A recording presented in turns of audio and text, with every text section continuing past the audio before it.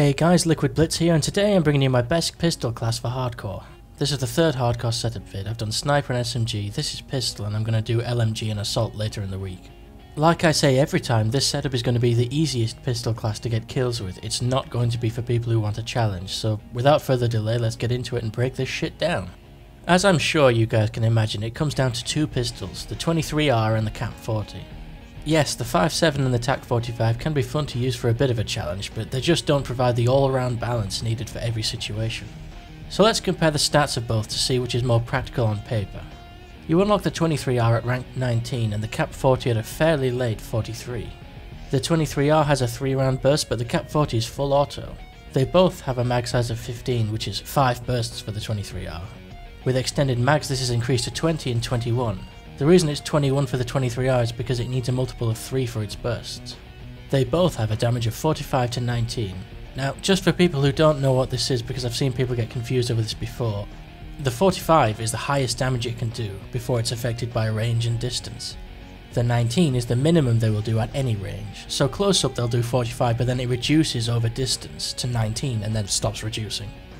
Anyway, moving on, the rates of fire are 703 and 937. Overall, which makes the KAP40 look superior, but the first 2 rounds of each burst for the 23R fires at 1200 RPM. So on hardcore, it's well worth remembering that the 23R actually fires its burst faster than the KAP40's first rounds. The reload times in seconds are 1.62 or 1.8 when empty, and 1.45 or 1.85 when empty. Both have a headshot multiplier of 1.4 times normal damage, and both have the same knife and running speed. Interestingly, however, the 23R has a faster aim down sight time, both in and out, giving it a slight edge in hardcore compared to the KAP40. As for accuracy, the game would have you believe the KAP40 is slightly more accurate, but let's put that to the test. First, let's have a look at the recoil and accuracy with no control.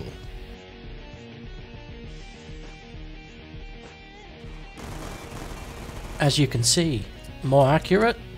Bollocks, is it more accurate? That recoil climbs so high it makes Everest look like a little bitch. Now let's see how accurate they are when I control the recoil.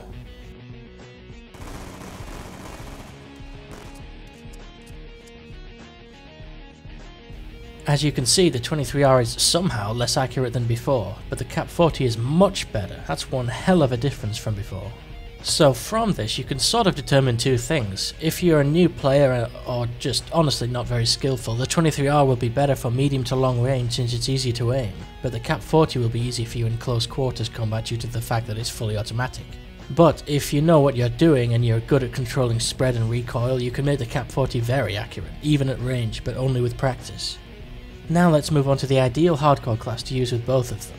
For the perks, obviously you need Ghost as usual, and okay, my style of play, my whole thing, is to reach the VSAT, Dogs and Swarm.